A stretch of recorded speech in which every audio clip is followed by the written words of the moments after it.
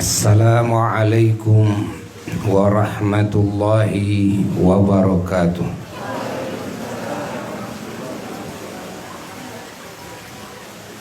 Alhamdulillahi rabbil alamin. Wa afdalus salati wa atammut taslimi ala sayyidil awwalina wal akhirin, imamil anbiya'i wal mursalin wa sayyidil ghurril muhajjalin, sayyidina wa nabiyina wa maulana Muhammadin wa ala alihi wa sahbihi wa tabi'in wa tabi'it tabi'ina lahum bi ihsanin ila yaumiddin. Wala hawla wala quwwata illa billahil aliyyil azim. Amma ba'du, fa ya ibadallah, usikum wa nafsi bitaqwallah, faqad fazal muttaqun. Hadirin hadirat rahimakumullah. Alhamdulillah,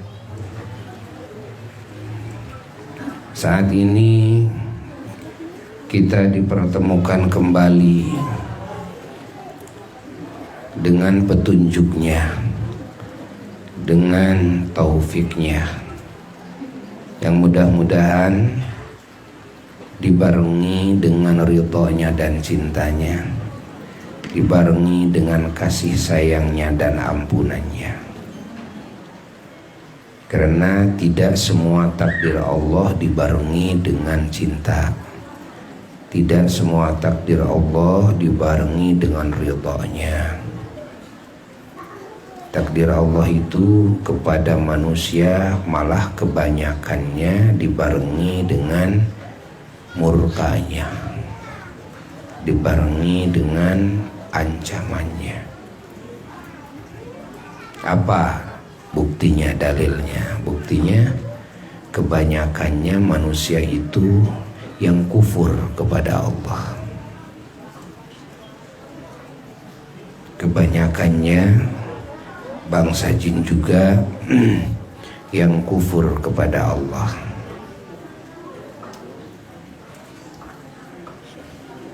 Kehidupannya di dunia semua ditakdirkan oleh Allah, dikondisikan oleh Allah.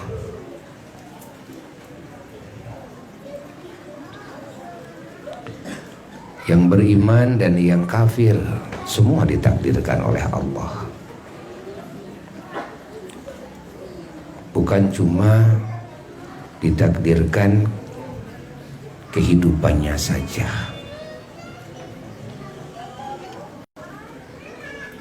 bukan cuma ditakdirkan rizkinya saja,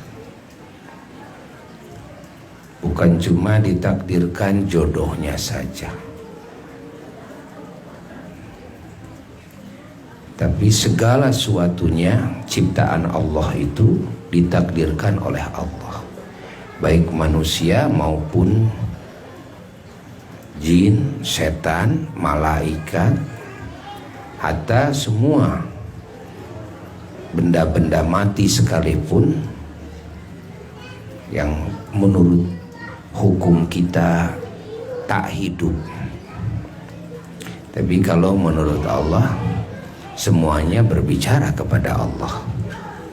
Semua makhluk bertasbih kepada Allah. Semua makhluk mengerti kepada Allah. Dan bumi, langit, surga, neraka. Jadi berbicara mereka kepada Allah dengan bahasa mereka. Tanah berbicara dengan bahasanya, air berbicara dengan bahasanya, api berbicara dengan bahasanya. Allah, Allah, Allah. Namun ketika dinisbatkan kepada kebiasaan kita manusia dan makhluk-makhluk Allah yang lainnya yang bisa berbicara, ya. Kalau istilah bahasa Arab disebut yang natik. Natik itu yang bisa berbicara. Nah, maka mereka itu adalah makhluk yang tak hidup.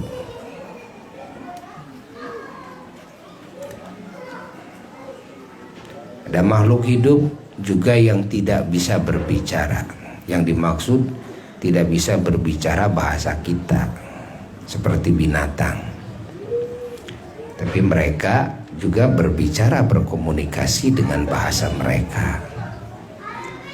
Maksud natik bahwa al-insan hayawan natik, ya. Jin juga termasuk hayawan natik. Malaikat juga termasuk hayawan natik. Hayawan itu makhluk hidup, bukan hewan yang dimaksud oleh istilah umum. Kalau hewan yang dimaksud oleh istilah umum kan binatang. Padahal makna hewan menurut sisi bahasa adalah makhluk hidup. Malaikat juga hayawan sama. Ya, setan hayawan sama. Malaikat natik berbicara. Itu setan natik, jin natik. Kan? Bagaimana kalau binatang? Kan? Kalau menurut melihat dari kebiasaan natiknya manusia, ya, maka binatang itu ghair natik, tidak berbicara. Tapi kalau menurut alam mereka, kan, mereka biasa berkomunikasi satu sama lainnya. Namun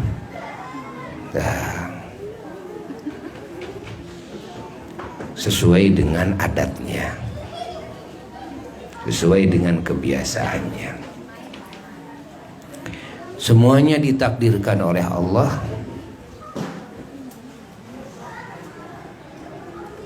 Keberadaannya di alam wujud, dari ma'dum, dari Adam. Apa Adam? Adam itu tidak ada sama sekali. Kalau yang tidak ada sama sekali namanya Adam. Bukan Adam, tapi pakai ain. Adam.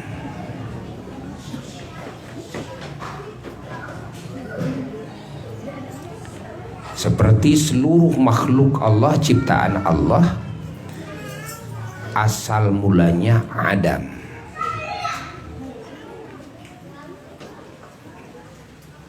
Jadi kalau asal mulanya Adam berarti wujudnya baru.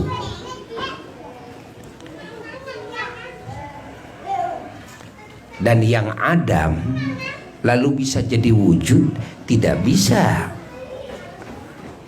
Mereka mewujudkan sendirinya. Setiap yang Adam menurut hukum akal, kan? Jika yang Adam itu lalu wujud, maka wujudnya pasti ada yang mewujudkan.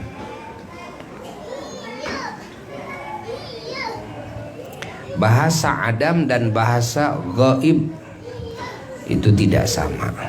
Kalau gaib itu ada,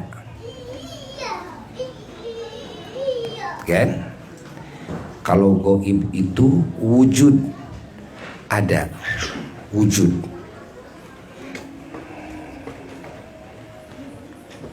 Pahami? Cuma gaib ini nisbiyah. Artinya apa? Bahasa yang dinisbatkan kepada alat penemu.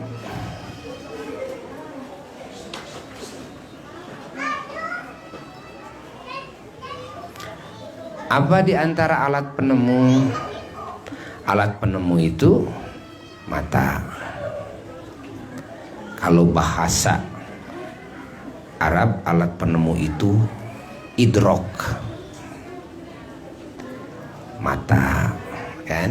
Alat penemu. Telinga, alat penemu. Hidung, alat penemu. Lidah, alat penemu, kan?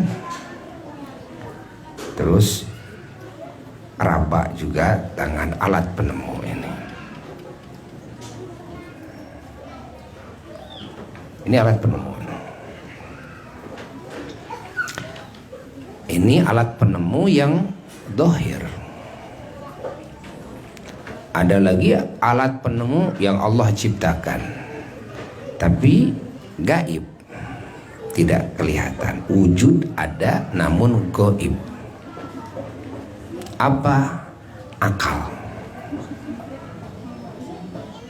Allah ciptakan alat penemu yang gaib, yaitu akal. Dan keberadaan akal disepakati oleh semua manusia yang berakal, bahwa akal itu ada. Yakin? Kamu lihat akal? Tidak. Kamu dengar? Tidak. Kamu cium? Tidak. Kamu rasa dengan lidahmu? Tidak. Kamu raba? Tidak. Tapi ada namanya. Ada itu bahasa Arabnya adalah wujud. Tapi wujud akal itu gaib. Kan?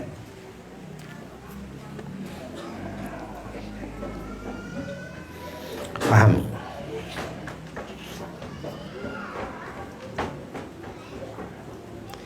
Dan banyak yang gaib tapi wujud di sekitar kita yang diyakini oleh semua manusia.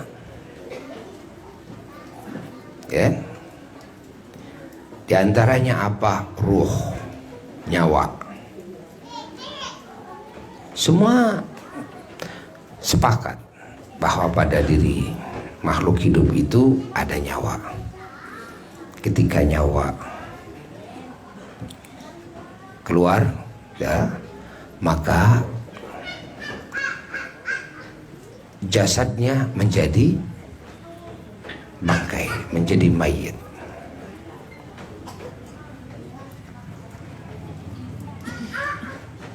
Ada lagi banyak sekali yang disebut diyakini ada tapi gaib, seperti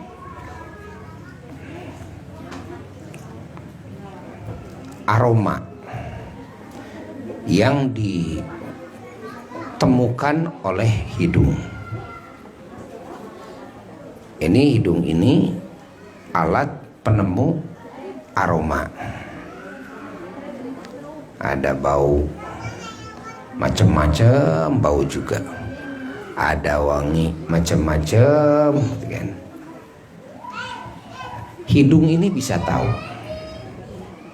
Hidung bisa mengidrok, bisa menemukan aroma macam-macam, kan?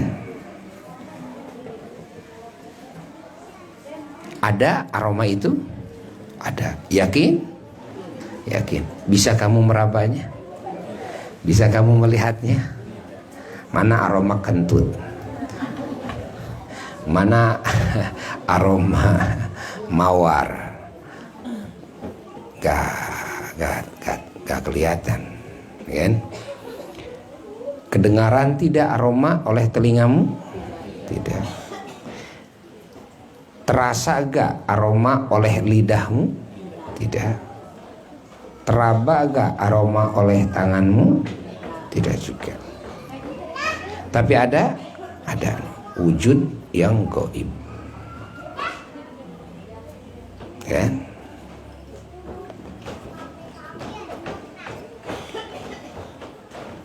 Lalu suara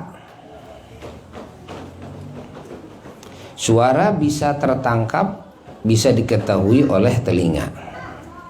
Allah ciptakan telinga alat idrok, alat penemu suara. kan, suara yang itu kan enakeun gitu kan, suara yang tidak enakeun, suara yang menyenangkan, yang menyakitkan, suara yang di dalamnya ada pengetahuan, ada dari suara yang di dalamnya ada kesesatan, itu suara kan, suara yang lahir dari mulut seseorang, yang di dalam suara itu kadang ada pengetahuan yang agung, kadang ada pengetahuan tidak agung menurut Allah, tapi pengetahuan ini baik. Kadang ada pengetahuan yang ini merupakan kesesatan yang dimurkai oleh Allah dalam suara itu. Kadang ada pengetahuan kan, ini yang dapat mencelakakan.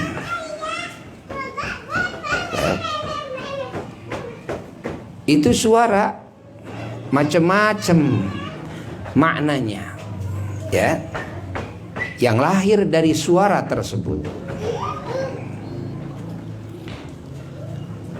Allah, kelihatan suara oleh mata? Enggak. Tapi yakin ada, yakin wujud. Tercium suara itu oleh hidung? Tidak.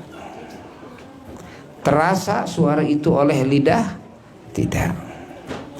Teraba suara itu oleh tangan? Tidak. Nah, insyaallah. Tuh. Suara itu hanya bisa ditemukan oleh apa? Oleh telinga. Seperti aroma hanya bisa ditemukan oleh hidung.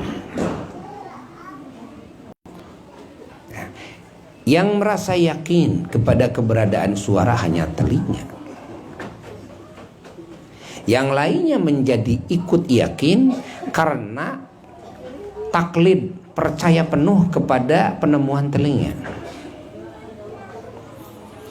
Yang merasa yakin kepada adanya aroma adalah hidung. Adapun alat penemu yang lain bisa merasa yakin karena percaya kepada penemuan apa? Penemuan hidung. Begitu pula lidah. Lidah ini oleh Allah dikasih kemampuan untuk bisa menemukan rasa. Ada manis, ada asin, ada asam, dan sebagainya, ada pahit. Rasa ini ada, tapi tanyakan sama hidung. Ditemukan oleh hidung tidak? Tidak. Tanyakan sama tangan, ditemukan oleh tangan? Tidak. Tanyakan sama mata, ditemukan oleh mata? Tidak. Dan tapi yakin ada? Yakin ada. Mana alat penemu yang sesungguhnya dia yakin 100%? Adalah lidah. Yang lainnya merasa yakin karena apa? Percaya kepada lidahnya. Dan percaya kepada lidahnya. Ini semuanya sudah punya kemampuan dari Allah Ta'ala. Dan ingat, dalam bidangnya masing-masing. Ini pelajaran bagi kita, bahwa kita harus percaya kepada siapapun orang, kan, yang ahli di bidangnya. Dan kita harus bertanya dalam masalah apapun, kan, ingat, kepada orang yang ahli di bidangnya. Seperti halnya alat-alat penemu dalam tubuh kita ini banyak sebetulnya. Namun ya, setiap alat penemu itu oleh Allah dikasih keahlian di bidang masing-masing. Lalu yang lainnya bagaimana? Satu sama lain harus saling percaya, kan? Satu sama lain harus saling percaya. Dan kita semuanya mengalaminya. Ini pelajaran dalam kehidupan. Kalau menyerahkan urusan masalah yang berkaitan dengan aroma kepada telinga, tunggu kehancuran. Kenapa? Bukan ahlinya. Kalau dan ada permasalahan yang berhubungan dengan suara, lalu ditanyakan kepada hidung, tunggu kiamat. Kan? Kenapa?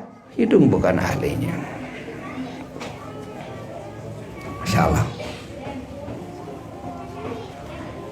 Semuanya pada punya kemampuan masing-masing.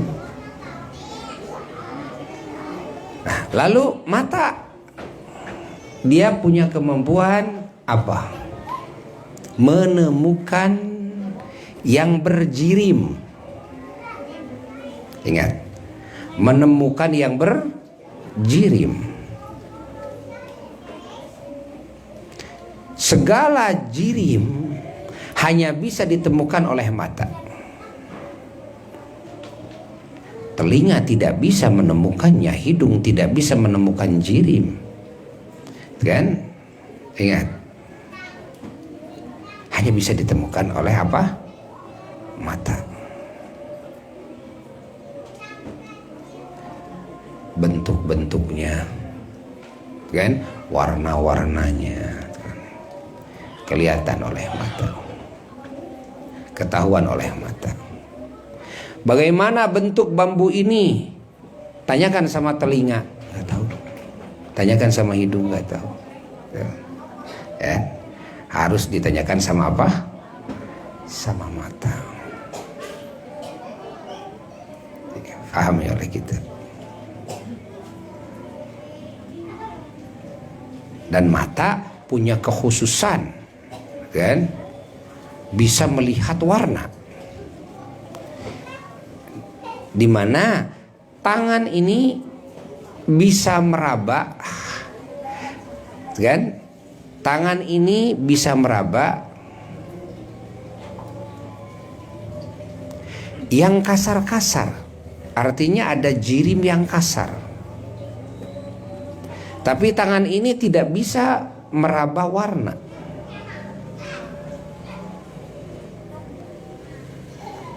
Tangan ini bisa mengetahui bentuk, gitu kan? Tapi tangan ini tidak akan mengetahui jenis. Jenis apa ini? Ini bentuknya bulat, gitu kan? Jadi ada kekhususan masing-masing. Nah, pahami oleh kita semua. Allah, Allah, Allah. Setiap alat penemu ini ada yang ditemukan oleh dia masing-masing itu, kan?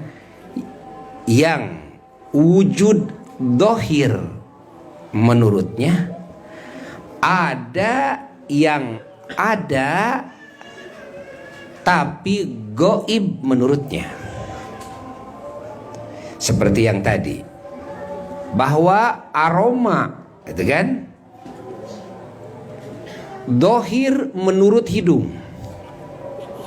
Kalau menurut hukum hidung, aroma itu dohir.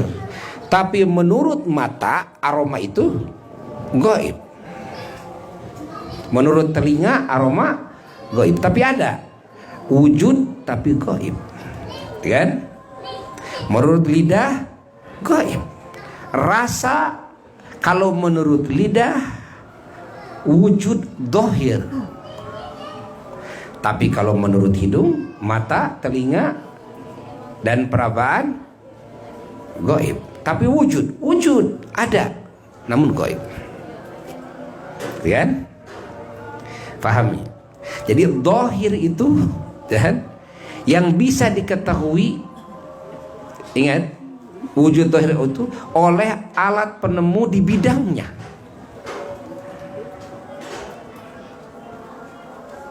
Adapun di luar bidangnya hanya bisa, kan, mempercayai kepada keberadaannya tapi tidak akan bisa menemukannya. Percaya kepada wujudnya namun tidak akan bisa menemukan, ya, wujud tersebut secara zahir. Tidak akan bisa. Pahami. Dengar dulu adzan. Allahu akbar, Allahu akbar, Allahu akbar, Allahu akbar. Asyhadu an la ilaha illallah, asyhadu an la ilaha illallah, asyhadu anna Muhammadar Rasulullah, asyhadu anna Muhammadar Rasulullah. La haula wala quwwata illa billah. La haula wala quwwata illa billah. La haula wala quwwata illa billah.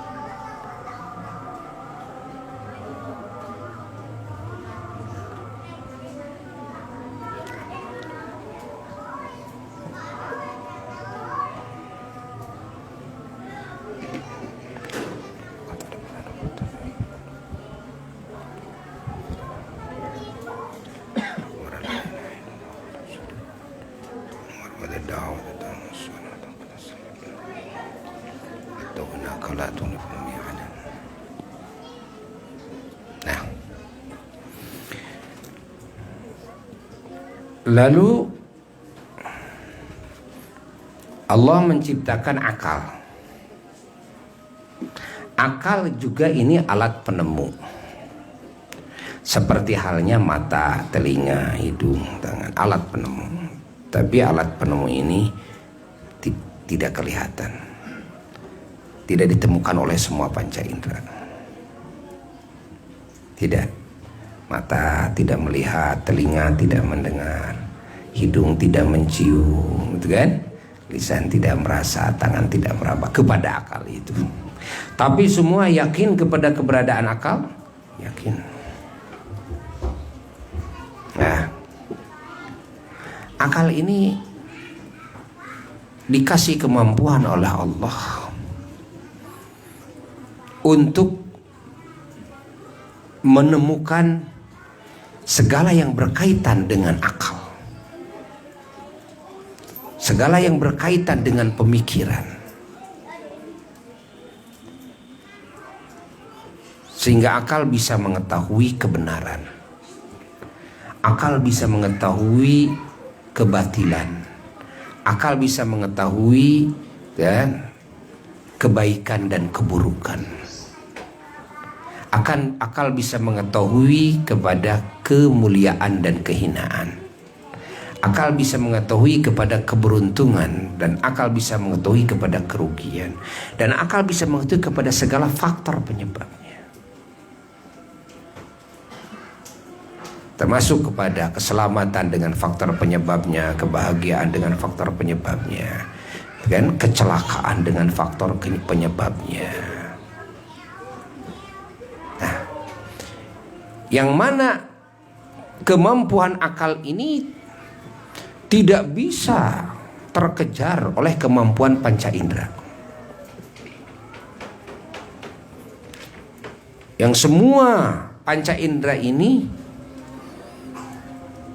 begitu hebat kemampuannya, tapi ketika dikolektifkan, digabungkan semua kemampuan panca indera ini, lalu dinisbatkan kepada kemampuan akal, tidak ada apa-apanya. Tidak ada apa-apanya. Allah, Allah, Allah. Maka hifdzul akli, menjaga akal, yang mana agama diturunkan diantaranya untuk menjaga akal ini, ya, ini jauh lebih penting, kewajibannya lebih ketimbang menjaga jasad, menjaga diri. Pahami? Agama diturunkan untuk menjaga diri kita, ya, supaya selamat, supaya sehat, supaya kuat, kan? Jangan sampai rusak diri kita ini, sehingga segala hal yang merusak diri, kalau berwudu saja dengan air yang terlalu panas, kan, yang nantinya akan lambat laun merusak kulit kita, oh itu tidak boleh. Dalam ajaran agama tidak boleh. Terlalu dingin tidak boleh, kan? Harus dijaga dari segala hal yang merusak, hatta merusak kulitnya, merusak bulunya, merusak semua anggota tubuh kita ini, merusak mata, merusak telinga, ya, segala yang merusak tidak boleh digarap. Dan ini larangan agama, larangan keras. Kalau perusakannya kalau merusaknya sifatnya saat itu terjadi, kan, maka hukumnya haram. Seperti dengan wudu, seperti wudu dengan air panas yang saat itu kulit kita itu rusak saat itu. Nah, itu bukan makruh lagi, haram. Walaupun tidak mematikan. Ya, walaupun tidak mematikan. Karena ajaran Islam diturunkan justru untuk menjaga, supaya diri ini terjaga, utuh, selamat, sehat, kan, kuat. Itulah ajaran Islam. Bukan berarti kita tidak mungkin sakit, bukan. Bukan berarti kita tidak mungkin celaka dalam beragama ini, bukan. Bukan berarti kita tidak mungkin mati dengan beragama ini, bukan. Pahami? Namun jangan sampai terjadi kerusakan sampai kematian itu dengan pekerjaan kita yang menjadi sebabnya. Jangan itu. Para rasul juga, kan, terkena sakit, kan? Hatta Rasulullah Sallallahu Alaihi Wasallam. Tapi, kan, bukan karena melakukan faktor penyebab yang menjadikan dirinya sakit. Pahami? Yang penting jangan melakukan kesalahannya. Itu yang menjadi poin penting, ya.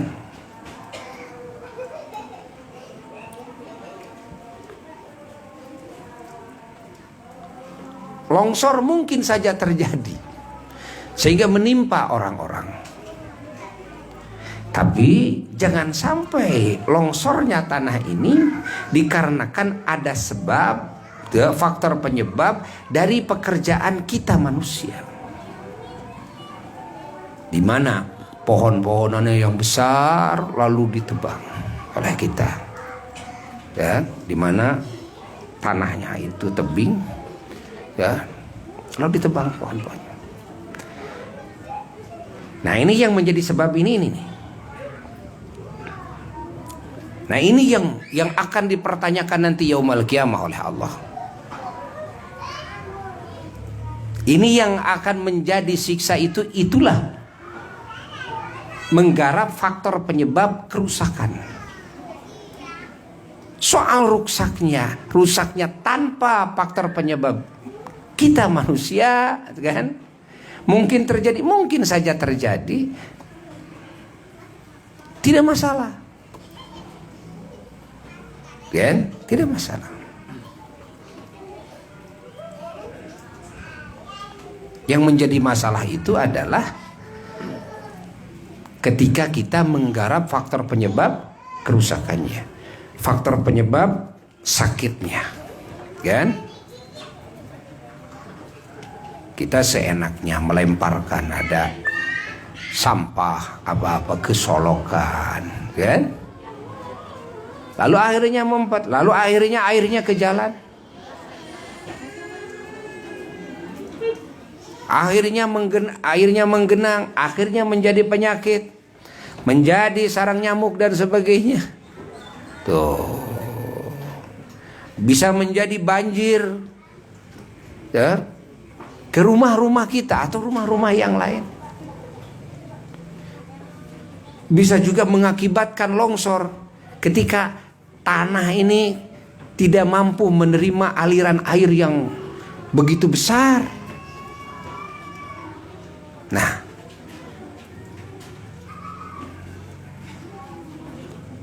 ini yang menjadi masalahnya. Maka ajaran Islam itu ajaran salam, selamat. Bagaimana kita bisa selamat, bagaimana kita bisa menyelamatkan yang lain, menyelamatkan lingkungan. Hatta binatang pun selamat, lingkungan juga selamat. Jangan sampai ada longsor, jangan sampai ada banjir, jangan sampai ada dan sebagainya. Karena faktor penyebabnya adalah kita menggarap faktor penyebab kecelakaan tersebut. Allah, Allah, Allah, Allah, Allah, Allah, Allah, Allah, Allah. La ilaha illallah, la ilaha illallah, la ilaha illallah, la ilaha illallah. Nah, ini diketahui oleh akal. Segala faktor keselamatan, faktor kecelakaan, faktor kemuliaan, faktor kehinaan, faktor kebahagiaan, faktor, kan, kesedihan, kan, faktor keuntungan, faktor kerugian, semuanya diketahui oleh akal. Dan akal ini punya keistimewaan dari Allah, dikasih kemampuan untuk bisa mengenal Allah,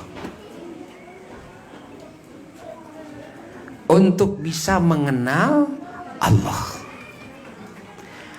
Allah sebagai Tuhan yang hak tidak bisa ditemukan oleh mata semata, tidak bisa ditemukan oleh telinga semata, tidak bisa ditemukan oleh, kan, hidung dan oleh, kan, lidah, tidak bisa ditemukan. Keberadaan Allah yang menciptakan alam semesta, yang mengaturnya, yang mengurusnya, yang merajainya, hanya bisa diketahui oleh akal. Maka menurut akal, Allah itu tidak gaib, kan? Menurut akal, Allah itu tidak gaib. Fahami?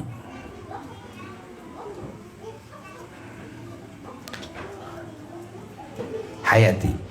Allah itu wujud zahir, bahkan adhar, lebih zahir.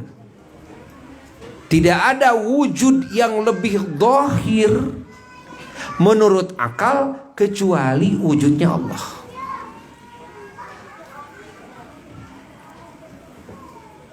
Pahami?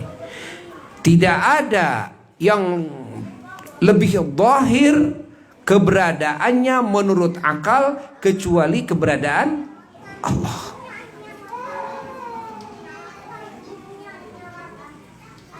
Dan tidak ada wujud yang ditemukan wujudnya hakiki. Ingat, wujudnya hakiki, wujudnya abadi, dan semua sifat-sifatnya juga hakiki dan abadi. Pahami? Dan juga perbuatannya hakiki dan abadi. Hanya wujudnya Allah, dan hanya wujudnya semua sifat-sifat Allah, dan af'al Allah, yakni semua perbuatan Allah. Apa alat penemu yang bisa menemukannya? Hanya akal. Makanya yang disindir oleh Allah dalam Quran, afala taqilun. Kan? Afala taqilun. Allah berkomunikasi dengan akal kita. Allah berkomunikasi dengan akal kita. Allah kan tidak mempertanyakan kepada telinga, tidak mempertanyakan kepada lisan. Tidak, tapi yang diajak bicara oleh Allah siapa? Akal. Afala taqilun. Apakah kamu tidak berakal?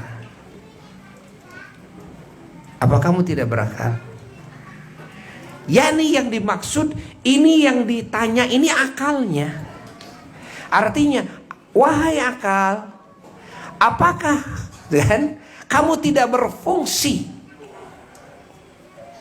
Ya? Sehingga kamu tidak mengenalku. Sehingga kamu kan tidak percaya kepada keberadaanku. Sehingga kamu tidak percaya kepada perbuatanku dan seluruh sifat-sifatku. Akhirnya, karena kamu tidak mengenalku, kamu tidak cinta kepadaku. Alasannya karena kamu tidak mengenalku. Andai kata kamu kenal, pasti kamu cinta kepadaku. Dan kecintaanmu kepadaku dan tidak akan terbagi. Pasti ya, alam hatimu dan alam perasaanmu tidak ada ruang yang kosong, kan? Dari kecintaanku, dari kecintaanmu kepadaku. Kalau kamu mengenalku, pasti kamu akan merindukanku. Kamu akan ingin dekat selalu denganku. Kamu pasti ingin bertemu denganku. Pasti cita-citamu yang paling puncak hanyalah itu. Ingin selalu bersamaku. Ingin bisa memandangku. Ingin bisa mendengar firmanku. Pasti kalau kamu tahu kepadaku, cita-citamu hanya itu. Kamu tidak akan mencintai dunia dan seisinya. Kamu tidak akan menginginkan dunia, wala langit, wala apapun, hatta surga sekalipun. Kalau kamu kenal aku, pasti yang kamu cita-citakan yang paling tinggi hanyalah aku.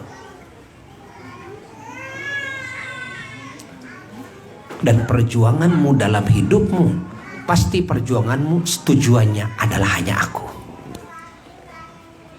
Kenapa kamu punya tujuan? Tidak karena aku. Tidak, kan? Untukku. Seolah tidak ada hubungan denganku. Segala yang kamu perjuangkan hanyalah untuk memenuhi hawa nafsumu sendiri. Ya? Seolah tidak ada aku. Karena apa? Karena kamu tidak mengenalku. Allah. Andai kata kamu mengenalku, aku ini siapa? Kan? Pasti kamu akan tunduk kepadaku. Kamu akan mengagungkanku. Kamu akan bergantung segalanya kepadaku.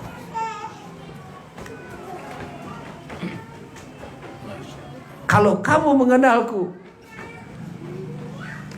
pasti kamu akan selalu ridho kepada tindakanku. Selalu sabar terhadap segala ujianku. Dan kamu akan selalu menjadi hambaku yang setiap detik dan menitnya bersyukur kepadaku karena segala kenikmatan yang ada pada diri kamu. Kalau kamu kenal aku, semuanya, bukankah aku yang menciptakan? Bukankah aku yang mendatangkan kepada kamu? Bukankah aku yang mengurusmu? Bukankah aku yang mengatur segala sesuatumu? Lalu hari-harimu, kalau kamu rasakan hidupmu penuh dengan nikmat, dari siapa nikmat itu? Siapa yang menciptakan nikmat? Kalau kamu kenal kepada aku, Allah. Yang kamu takutkan hanyalah aku. Apa yang kamu takutkan ketika kamu mengenal aku? Pasti kamu akan takut dijauhi oleh aku. Pasti kamu akan takut diputuskan hubunganku denganmu. Itulah yang pasti kamu lebih takutkan dalam hatimu. Pasti kamu akan takut berubah dari cintaku menjadi benci, dari ridha menjadi tidak ridha kepadamu, dari sayang menjadi tidak sayang kepadamu. Pasti itu yang sangat kamu takutkan kalau kamu tahu kepadaku. Maka afala taqilun, apakah kamu tidak berakal? Coba yang ditanya apanya? Mata kita? Bukan. Hidung? Bukan. Jasad? Bukan. Allah ini bertanya afala taqilun kepada apa? Ya kepada akal. Artinya bagaimana? Wahai akal, apakah kan kemampuanmu untuk mengidrok, menemukan aku tidak berfungsi? Kan? Ini yang dipertanyakan.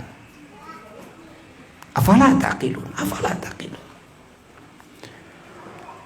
Allah, Allah, Allah, Allah. Karena apa? Karena cuma akal saja yang bisa mengenal Allah. Maka ketika akal yang satu-satunya yang bisa mengenal Allah dikasih kemampuan untuk bisa mengenal Allah, lalu akal ini tidak mau mengenal Allah, melupakan Allah. Oh, jelas. Ya. Murka Allah akan menimpa, akan ditimpakan murka Allah, siksa Allah. Seharusnya wahai akal, kamu itu mengenalku seharusnya. Tapi kenapa kamu malah kafir kepadaku? Kamu tidak percaya kepadaku, kan? Lalu kalau kamu tidak percaya, apakah matamu bisa percaya? Tidak. Semua anggota panca indera yang aku berikan kemampuan untuk bisa menemukan sesuai bidangnya, tidak akan mungkin bisa menemukanku kecuali kamu, wahai akal. Menurut matamu aku goib, menurut telikamu aku goib, menurut mulutmu aku goib, menurut hidungmu aku goib, menurut tanganmu aku goib. Tapi menurut kamu, wahai akal, aku ini adhar, yang paling dohir wujudku ini. Ya, seluruh ciptaanku, kalau kamu sadar wahai akal, seluruh ciptaanku, semua alam semesta, kan? Pasti keberadaannya menurutmu ini keberadaan yang hanya diadakan oleh aku. Bukan keberadaan yang hakiki, bukan keberadaan yang sejati. Sehingga kamu tidak mungkin kalau tahu kepadaku lalu kamu bersandar kepada semua alam semesta yang adanya hanya diadakan olehku.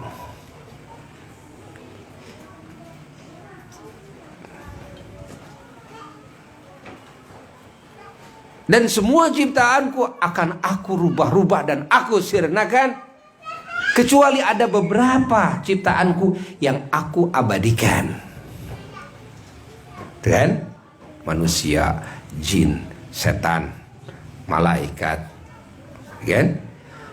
Lalu surga, neraka, arasy, kursi, lauh mahfud, dan kolamnya. Ini ciptaan-ciptaan yang akan diabadikan oleh Allah.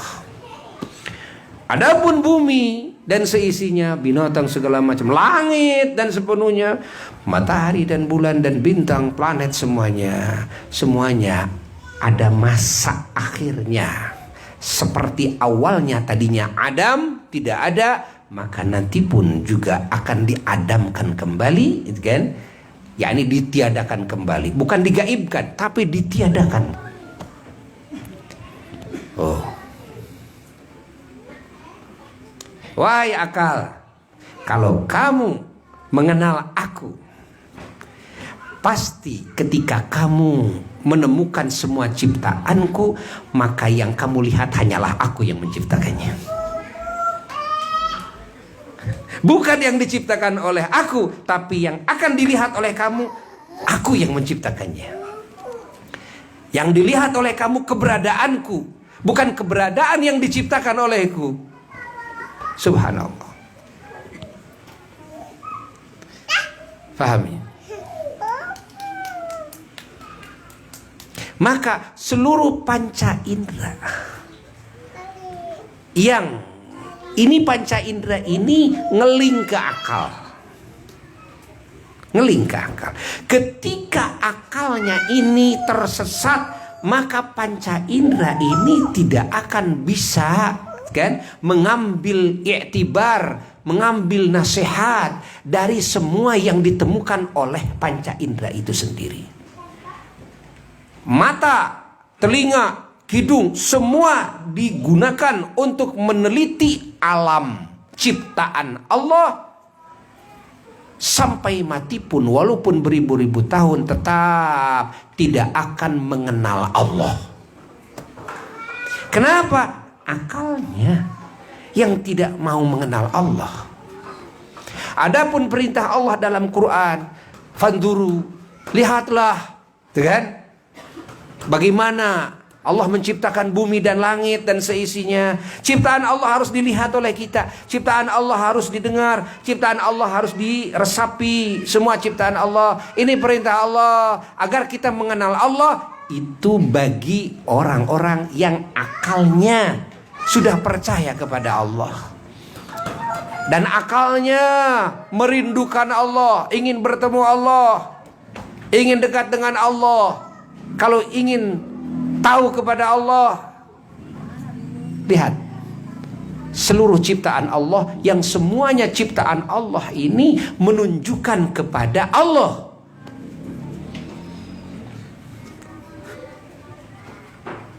Karena seluruh alam semesta ini ciptaan Allah, yang diciptakannya menunjukkan kepada yang menciptakannya. Paham? Paham tidak?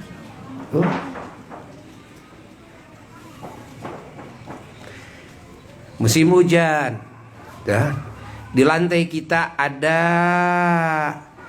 tapak kaki anjing, kan? Bekas kaki anjing. Tahu kita itu bekas kaki anjing? Oh, tahu. Ketika ada tanah bekas kaki anjing yang nempel di lantai serambi rumah kita, kan? Kita yakin kepada adanya anjing itu? Dari mana bisa yakin kepada adanya anjing? Dari tapaknya bekasnya. Bukankah alam semesta ini tapak kekuasaan Allah, tapak perbuatan Allah, tapak kehendak Allah, kan? Fahami oleh kita.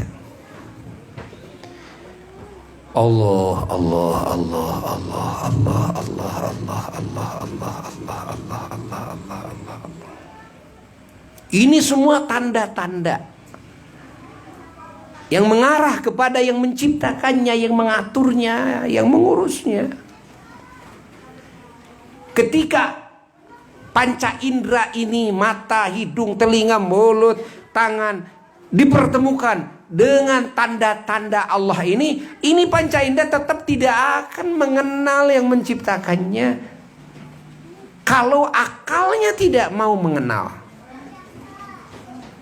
Makanya walaupun ratusan tahun mengkaji ilmu alam sampai berhasil dari hasil observasi dan sebagainya, penelitian ini, bisa ciptakan itu, ciptakan ini, tetap akan semakin jauh dari yang menciptakan alam itu. Dan buktinya lihat, siapa yang berhasil, banyak penciptaannya, hasil buah akalnya, hasil buah hasil risetnya, hasil penemuannya dan sebagainya, mereka orang-orang yang tidak beriman kepada Allah. Sampai matinya mereka tidak beriman kepada Allah, dan turun-temurun mewariskan itu kepada anak cucunya. Punya gelar profesor ahli di bidang ini, tapi mereka tidak mengenal kepada Allah. Semua anggota tubuhnya jeli, bisa menemukan rahasia-rahasia ciptaan Allah, tapi tidak bisa menemukan yang menciptakannya. Kenapa? Karena kesesatan. Yang sesat itu mata, telinga, hidung, tangan, lidah, ataukah akalnya? Akalnya. Maka yang ditanya oleh Allah, afala taqilun, apanya? Ya akalnya. Akalnya yang ditanya. Allah.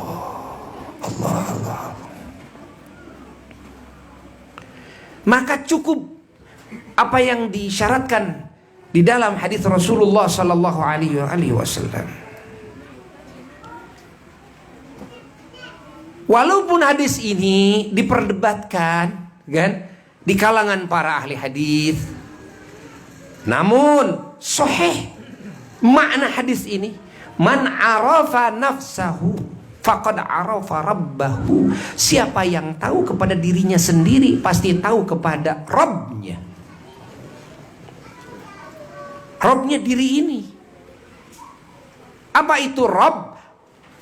Arti Rabb itu yang menciptakannya ini, yang menciptakan diri kita, yang mengurus, yang mengatur segala sesuatu diri kita, yang memiliki diri kita. Ini Rabbnya. Karena setiap yang diciptakan menunjukkan kepada adanya yang menciptakannya. Setiap yang diciptakan menunjukkan kepada kan sifat-sifat zat yang menciptakannya, kepada perbuatan af'al yang menciptakannya, kepada kan kekuasaannya, kehendaknya yang menciptakannya. Kalau kita melihat kepada keadaan diri kita begitu istimewanya, begitu hebatnya dari ujung rambut sampai ujung kaki, maka akal kita akan yakin kepada maha sempurnanya zat yang menciptakannya. Pujian kita kepada yang diciptakan kan akan tertuju kepada yang menciptakannya, kan akan tertuju. Pahami? Maka pujian orang yang mengenal Allah kepada apapun yang diciptakan oleh Allah, semuanya pujiannya murni kepada Tuhannya.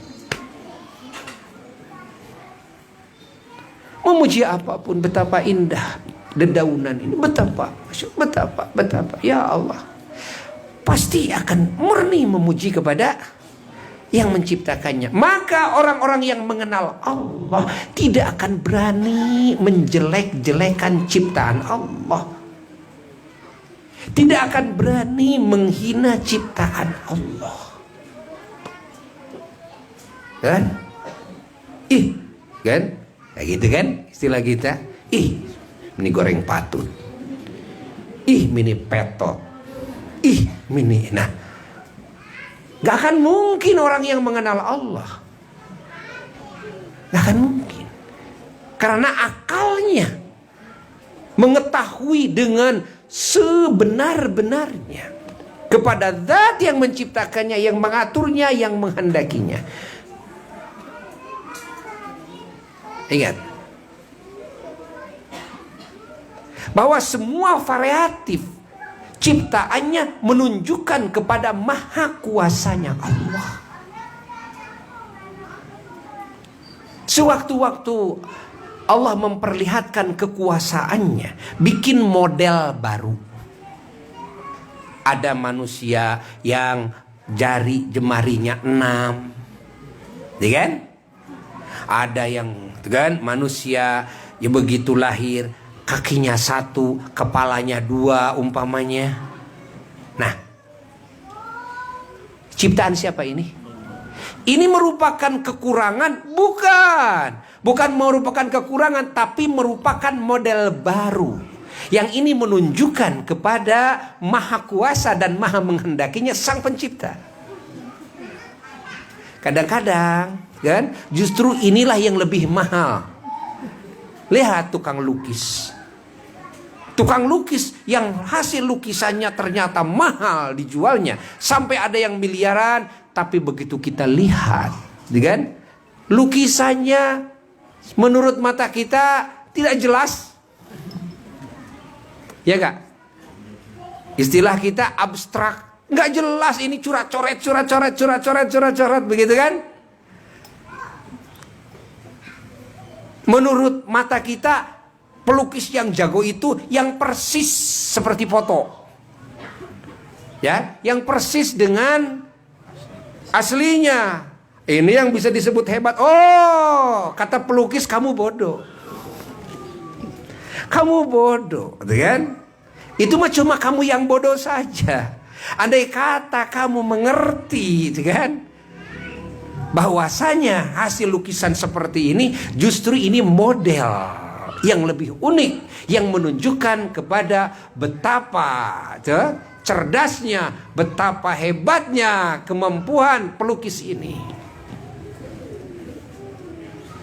Ya, ada bonteng bentimun yang merengkel, kecil, kan? Menurut kita ini kekurangan. Ini kurang. Sehingga kita mencibir, menghinakan. Orang yang mengenal Allah nggak mungkin berani menghinakan, tapi malah memuji. Subhanallah, Maha suci Allah dari segala sifat kekurangan. Ternyata Allah kuasa bikin model mentimun yang seperti ini. Maka ketika istrinya Imam Syaqiq Al-Balkhi radhiyallahu ta'ala anhu, waliyullah ulama besar, ya, ketika Imam Syaqiq membawakan kan mentimun itu kan, istrinya lalu mengatakan, kalau ini mentimunnya ya kecil, ya petot gitulah. Petot itu istilah orang Sunda, petot, jelek gitu di pandangan mata. Apa yang diperintahkan oleh suaminya? Marah suaminya. Lalu suaminya memerintahkan kepada istrinya, kamu harus syahadat kembali. Bukan cuma kamu harus tobat kepada Allah, istighfar, tapi kamu harus syahadat kembali. Dianggapnya oleh Imam Syaqiq Al-Balkhi, iman istrinya sudah copot. Allah, gara-gara apa? Gara-gara menyebut mentimun kok kan? Jelek begini gitu kan. Lalu istrinya bersyahadat, istrinya bertobat, menangis. Lalu Imam Syaqiq bertanya kepada istrinya, wah istriku, kan, coba jawab pertanyaanku. Ini kamu sebut jelek.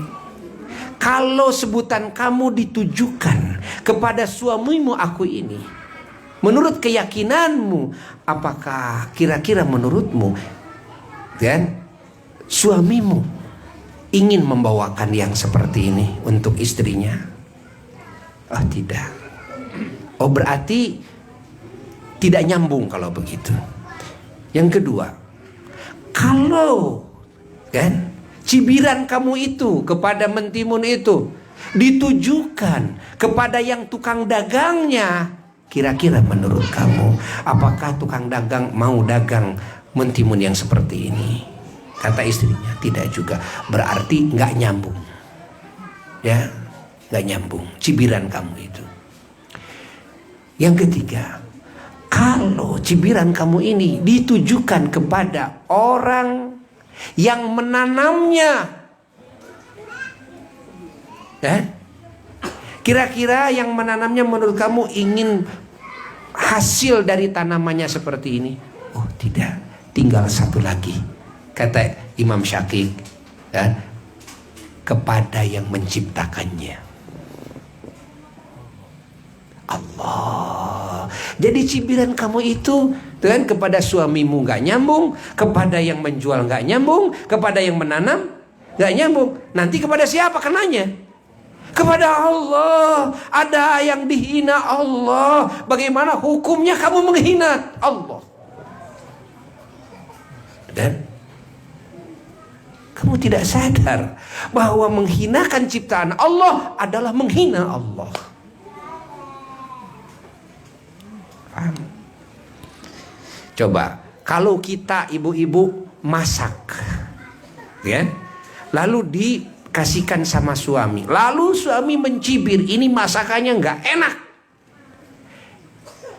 Yang sakit hati itu apakah nasinya atau kita?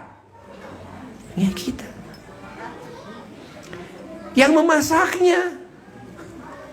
Yang memasaknya itu kan. Loh, apalagi yang menciptakannya. Apa yang menciptakannya tidak akan tersinggung. Dan Allah. Maka coba belajar. Ini tauhid. Ini tauhid ini. Ya. Memahami hakikat. Ya. Jangan memahami bungkusnya saja, tapi memahami hakikat.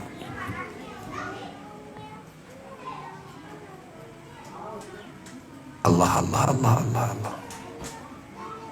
Maka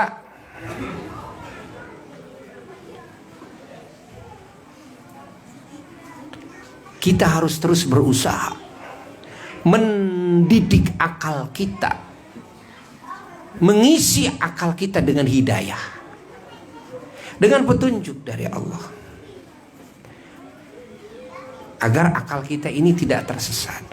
Karena kalau akal sudah tersesat, semua panca indera ini akan ikut tersesat semuanya. Dan kedudukan akal, menurut panca indera semuanya, akal ini adalah raja. Sehingga ketika berbeda penemuan antara panca indera dan akalnya, maka semua panca indera akan manut kepada akalnya. Sami'na wa ata'na. Karena kedudukan akal, kan, dalam ya penemuan panca indera, akal ini raja mereka. Rajanya. Karena semua panca indera angkat tangan, tidak akan bisa menemukan Allah, zat sang pencipta. Yang bisa menemukan hanyalah akal. Menurut panca indera Allah itu gaib. Tapi kalau menurut akal Allah itu adhar. Dan Allah itu adalah yang paling dhahir. Karena keberadaan selain Allah, keberadaan yang baru yang diadakan oleh Allah, dan keberadaannya diatur oleh Allah, dirubah-rubah oleh Allah, diurus oleh Allah, lalu sebagian besarnya disirnakan lagi oleh Allah. Lalu keberadaan siapa yang ditemukan oleh akal yang keberadaannya tetap tidak berubah, tetap abadi? Keberadaan siapa? Ya keberadaan Allah yang ditemukan oleh akal. Makanya tidak mungkin akal yang beriman bergantung kepada selain Allah. Pahami? Tidak mungkin akal yang beriman lalu takut kepada selain Allah. Tidak mungkin akal yang beriman lalu sedih ketika ditinggalkan oleh selain Allah. Mungkin akal yang beriman lalu cinta berat kepada selain Allah. Pahami? Dan tidak mungkin akal yang mengenal Allah lalu membangkang kepada Allah nggak mungkin. Lah, astagfirullahaladzim. Astagfirullahaladzim. Maka kalau begini, kita sekarang paham, kan? Yang dimaksud oleh agama, ajaran Allah, ajaran Rasulullah Sallallahu Alaihi Wasallam, kita harus banyak istighfar kepada Allah. Kita harus banyak meminta ampunan kepada Allah. Harus banyak meminta ampunan kepada Allah. Dan dari apa? Dari kesalahan akal kita. Setiap kesalahan bisa disebut salah karena akalnya yang salah, bukan karena mata yang salah, panca indera yang salah. Karena semua perbuatan badan ini tanpa, kan, instruksi akal, ini semuanya, kan, menjadi sia-sia. Disebut baik tidak, disebut jelek juga tidak, disebut benar tidak, disebut salah juga tidak. Coba kalau kita umpamanya lagi naik mobil, lalu tiba-tiba kita tidak tahu bahwa ada batu yang tergilas ban mobil kita, lalu ban kita ini terpental ke badan orang sehingga bocor umpamanya dagingnya, kan, terluka dia. Dosakah kita? Tidak. Tidak dosa. Walaupun kita harus, ya, mengganti kerugiannya, tapi tidak dosa. Tidak dosa. Dosanya tidak. Kenapa tidak dosa? Karena tidak ada instruksi akal. Paham tidak? Kita lagi ngelindur, lagi tidur, kita juga nggak ingat, lagi ngelindur, lalu kita bilang, ya Allah, ya Allah, ya Allah, ya Allah, ya Allah, lalu baca Fatihah, lagi ngelindur, ingat gak kitanya? Gak ingat. Tapi menurut yang bangun, kita baca Fatihah katanya, walaupun sejuta kali baca Fatihah, tapi bukan atas instruksi akalnya. Apakah itu merupakan ibadah? Lah, tidak merupakan ibadah. Paham? Segala ibadah yang dilakukan, ya, tidak atas dasar akalnya yang beriman kepada Allah, akal yang tunduk kepada Allah, yang taat kepada Allah, kan, yang ikhlas karena Allah, semua peribadahannya seperti orang yang ngelindur. Apa bahasa Indonesia yang ngelindur? Mengigau. Seperti orang yang mengigau. Mengigau baca Fatihah, mengigau sholat, mengigau saja. Banyak sedekah tapi tidak karena Allah, sholat tidak karena Allah, berangkat ke pengajian tidak karena Allah, ceramah tidak karena Allah, kan? Apa saja tidak karena Allah. Kalau tidak karena Allah, segala ibadah dan kebaikan tersebut ibarat kebaikan yang dilakukan oleh orang yang mengigau. Ya, disebut baik tidak, salah tidak, gitu kan? Dan kesalahan pun juga sama. Kesalahan juga sama. Tuh kan? Jadi yang menjadi pengatur, penentu benar dan salah bukan mata, bukan panca indera, bukan ini, tapi akal kita ini. Makanya yang diajak bicara oleh Allah akal. Afala taqilun, afala taqilun, afala taqilun. Allah, Allah, Allah, Allah, Allah, Allah. Paham? Paham? Alhamdulillah. Ya, maka tidak boleh menyebut Allah itu gaib.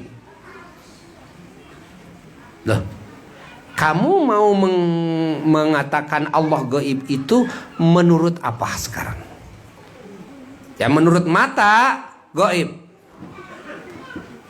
menurut telinga gaib, hidung gaib, lisan gaib, tangan gaib, baik. Tapi menurut akalmu Allah itu gaib? Lah, tidak. Allah itu tidak gaib. Allah itu zahir. Faham? Faham tidak? Faham tidak? Lalu kalau kamu berkata bahwa saya tidak percaya kepada keberadaan Tuhan, keberadaan Allah, karena Tuhan tidak bisa dilihat. Jangankan masalah yang diketahui oleh akal dan tidak diketahui oleh akal. Sekarang masalah yang tidak diketahui oleh salah satu panca indramu. Sekarang kalau kamu mengatakan begitu, saya akan kentut di hidung kamu. Jangan marah. Kentutin. Bijit. Kenapa saya kamu tutin? Bau gitu. Loh, kenapa kamu marah? Apa yang kamu marahi? Karena apa kamu marah? Kan? Ya karena kamu kentut. Bau nih kentut. Hah? Kata siapa bau? Apakah kentut itu ada? Saya mau tanya. Kan kamu bilang saya tidak percaya Tuhan karena kamu tidak melihat. Apa kamu melihat kentut saya? Nyelonong, gitu kan? Hah? Ya enggak melihat, saya enggak lihat. Kenapa kamu percaya kepada yang tidak kamu lihat? Kamu jangan percaya. Kenapa kamu bilang ada? Berarti kamu bilang ada karena matamu percaya kepada hidungmu. Kepada hidung saja percaya, matamu sudah percaya. Kenapa panca indramu, matamu tidak percaya kepada akalmu? Bukankah akal, kan? Dalam pandangan semua panca indramu adalah raja. Ketika ada berbentrokan penemuan antara panca indera dan akal, kira-kira panca indera akan manut tidak kepada akalnya? Akan manut kepada akalnya. Kan? Paham tidak? Maka ketika akalnya meyakini kepada keberadaan yang menciptakan alam semesta, karena akal menghukumi, menghakimi, tidak mungkin ini semua ada tanpa ada zat yang mengadakan. Tidak mungkin ini semua alam semesta teratur tanpa ada zat yang mengatur. Tidak mungkin semua alam semesta ini ada warnanya tanpa ada zat yang melukis. Tidak mungkin alam semesta ini ada bentuk yang macam-macam tanpa ada zat yang mengukirnya. Tidak mungkin alam semesta ini penuh dengan rahasia dan hikmah tanpa ada zat yang menciptakan dan yang menyimpan rahasia tersebut. Dan pada ciptaannya Allah, Allah, Allah, Allah, Allah, Allah. Memang mata tidak melihat gaib menurut mata, tapi akal yakin. Gaib menurut telinga, tapi akal yakin.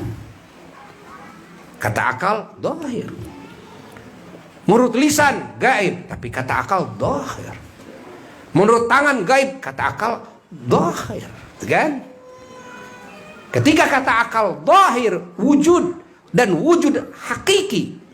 Kan? Selain Allah, wujudnya wujud majazi, hanya wujud diwujudkan oleh Allah yang maha wujud, yang wujudnya hakiki, yang tidak dimulai wujudnya dengan adam, dengan ketidakadaan.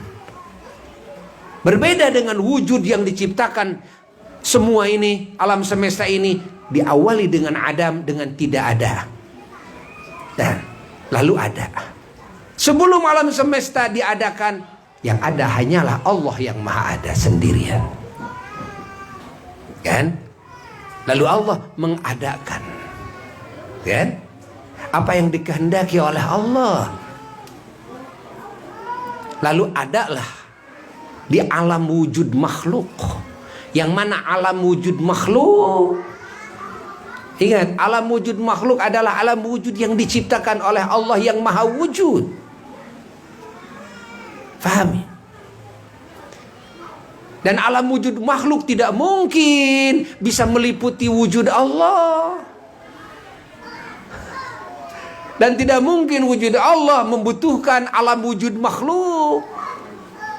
Maka tidak mungkin Allah terkurung oleh waktu, karena waktunya juga ciptaan Allah. Tidak mungkin Allah terkurung tempat, Karena tempat pun juga ciptaan Allah. Tidak mungkin Allah terkurung. Jihad, ada timur, ada barat, ada selatan, utara dan sebagainya, kan? Paham? Ada atas, ada bawah, kan? Karena ini semua ciptaan Allah. Seperti yang telah dibahas di hari Senin yang lalu, kan? Malam Selasa yang lalu, bahwa bagaimana mungkin Allah bersemayam di arsy, kan? Bagaimana mungkin Allah bersemayam di langit dan di bumi? Pahami? Bagaimana mungkin Allah bersemayam di semua ciptaannya? Kalau dimaksud yang bersemayam itu adalah zatnya Allah, bagaimana mungkin Allah berjihad ada di atas, sementara atas ini jihad? Bagaimana mungkin Allah ada di depan ketika kita sholat, kan? Allah di depan, tidak mungkin. Bagaimana mungkin Allah ada di hati kalau yang dimaksud zatnya, kan? Karena ini semuanya adalah ciptaan Allah Jalla Jalaluhu.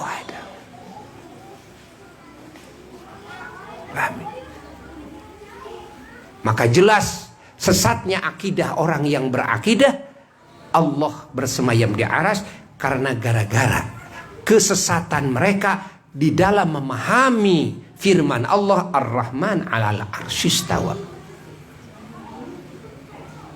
Lalu ada yang berpendapat Allah fis sama, di langit. Udah beda lagi padahal arsy dengan langit, kan? Dalam hadis juga ada, kan? Lalu dia berhujjah Allah di langit. Bukankah tadi Allah di arsy? Tapi dalam ayat yang lain Allah di langit. Wa huwallahu fis samawati, di semua langit. Jadi semua langit yang 7. Lalu wa fil ardi. Masya Allah. Ya'lamu sirrakum wa jahrakum wa ya'lamu ma taksibun. Wa huwa alladzi fis samai ilah wa fil ardi ilah. Lalu wa huwa ma'akum aina ma kuntum, dan Allah bersama kalian dimanapun kalian berada. Lalu kalau dimaksud zatnya bersama kita, ingat, maka ini akan menjadi kelancangan kita dan kesesatan kita. Kelancangan kepada Allah, sudah menuding Allah membutuhkan makhluk, sudah menuding Allah serupa dengan makhluk. Bukankah ini yang disebut hakikat syirik? Buya menemukan orang yang berpendapat seperti ini, ada aliran yang berpendapat seperti Wahabi. Keyakinannya seperti ini, Allah itu bersemayam di arsy, Allah itu di langit. Ini paham Wahabi, hati-hati. Paham Wahabi, kan? Sebarkan di internet, ya. Paham Wahabi seperti ini. Tapi mereka menuduh musyrik kepada orang yang tawasul. Padahal musyrik yang sesungguhnya ketika menganggap Allah itu zatnya di arsy, itu sudah kufur, bahaya. Sudah kufur. Kenapa? Menyerupakan Allah dengan makhluknya. Menyerupakan Allah dengan makhluknya. Allah.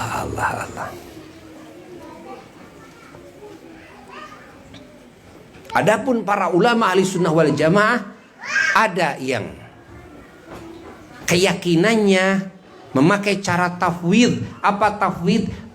Pokoknya menyerahkan kepada Allah apa yang dikehendaki oleh Allah. Tapi kan tidak ditakwil. Tetap maknanya Ar-Rahman 'alal 'arsy istawa, bahwa Allah yang maha kasih sayang 'alal 'arsy istawa, di atas arsy istiwa.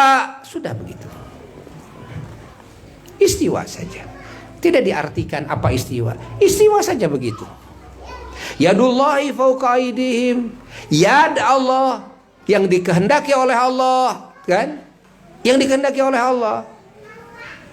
Intinya dalam keyakinan tidak ada sedikit pun keserupaan antara Allah dan makhluknya. Laisa kamitslihi syai'un. Lihat. Karena Allah sudah menyatakan dalam ayat lain, laisa kamitslihi syai'un. Tidak ada satupun makhluk yang menyerupai Allah. Baik zatnya, sifatnya, af'alnya. Begitu pula Allah tidak menyerupai makhluk, baik zatnya, sifatnya, dan af'alnya. Kan? Faham? Faham tidak? Alhamdulillah. Alhamdulillah. Alhamdulillah. Alhamdulillah. Alhamdulillah. Alhamdulillah. Alhamdulillah. Alhamdulillah. La ilaha illallah. La ilaha illallah. Orang yang mengucapkan la ilaha illallah yang faham kepada Allah tidak akan sama dengan nilai orang yang mengucapkan la ilaha illallah yang tidak faham kepada Allah. Ketika menyebut Allah, Allah, Allah, orang yang faham kepada Allah nilainya satu kali saja, gitu kan? Tidak akan bisa disamai dengan jutaan kali ya, ucapan Allah, Allah dari orang yang tidak faham kepada Allah. Maka inilah yang dimaksud oleh sebagian ulama yang mengatakan nafasnya orang yang ahli hakikat tauhid dibandingkan dengan amal soleh semua manusia dan bangsa jin masih berat timbangan nafasnya ahli hakikat tauhid. Ya. Yang hatinya terus musyahadah kepada Allah. Nafasnya saja, Masya Allah. Nafasnya saja karena dia sedang dalam keadaan, Masya Allah, ma'rifat kepada Allah, husul ilallah. Dan ada yang fana, Masya Allah. Bagaimana mungkin bisa disamai dengan sholat kita, saum kita, haji kita, ibadah kita lah. Sementara hati kita sedang sholat tapi hatinya tidak ingat Allah. Ingat kepada Allah tapi ingat orang yang bodoh kepada Allah. Ingat orang yang bodoh kepada Allah beda dengan ingatnya orang yang mengerti Allah. Paham tidak? Masya Allah. Suatu hari ada dua orang. Ini cerita cerita karangan. Tapi cerita karangan ini Masya Allah inspiratif, memberikan inspirasi kepada kita. Ada dua orang lagi berjalan di pinggir jalan, lalu ada solokan pinggir jalan, di sana banyak sampah-sampah plastik macam-macam, ada bekas aku, ada sebagainya. Ya. Lalu yang satu temannya sambil memijit hidungnya. Naudzubillah. Berkata naudzubillah. Banyak sampah ini, naudzubillah. Lalu teman yang satu, alhamdulillah. Ya. Alhamdulillah. Ini cerita inspiratif. Dunia, bukan akhirat, bukan urusan akhirat. Apa? Karena yang satu menyebut naudzubillah, lihat berserakannya sampah yang akhirnya menjijikan, lalu bau, lalu ya dalam pikirannya bahwa sampah itu tidak berharga. Tapi kenapa yang satu orang mengucapkan alhamdulillah? Karena dia melihat ada keuntungan besar dalam sampah. Saya bisa jadi kaya dengan sampah ini. Angkut sampah, kan? Masya Allah, akhirnya plastiknya dijual, lalu didaur ulang dan sebagainya. Akhirnya menjadi orang yang kaya raya. Karena apa?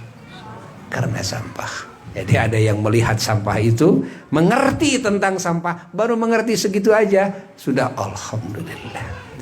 Jadi ada orang yang tahu Allah, tapi sebetulnya tidak mengerti tentang Allah. La yafqahu anillah, tidak mengerti tentang Allah. Orang yang mengerti tentang air saja, berapa triliun penghasilannya sampai saat ini. Pemerintah menghasilkan, Masya Allah, penghasilan yang besar dari listrik, Gara-gara apa? Gara-gara ada orang yang mengerti tentang air. Begitu melihat air, wah duit nih. Jadi kelihatan dolar numpuk, kan? Tapi kalau orang yang biasa-biasa melihat air itu, barangkali ini dianggap musibah, atau barangkali ini hanya keuntungan, disebut wah ini ikan, cuma ikan doang, atau bawa air untuk mandi doang. Keuntungannya dapat segitu ya, tapi orang yang mengerti tentang air baru sedikit saja Allah kasih pengertian. Ternyata air bisa menjadi, masya Allah, aliran listrik yang dahsyat dan sebagainya. Akhirnya bisa menjadi, masya Allah, duit yang melimpah yang tiada hentinya, dan juga bisa menjadi solusi bagi kebutuhan hidup manusia. Subhanallah, binatang dan sebagainya. Dengan apa? Dengan aliran listrik. Membangun, memakai listrik, memasak, mencuci dan sebagainya, kan? Nyetrum belut pakai listrik. Ya enggak? Ya enggak? Hatta orang bisa membunuh pakai apa? Pakai listrik. Allah. Paham ya? Hayati oleh kita. Hayati oleh kita, kan?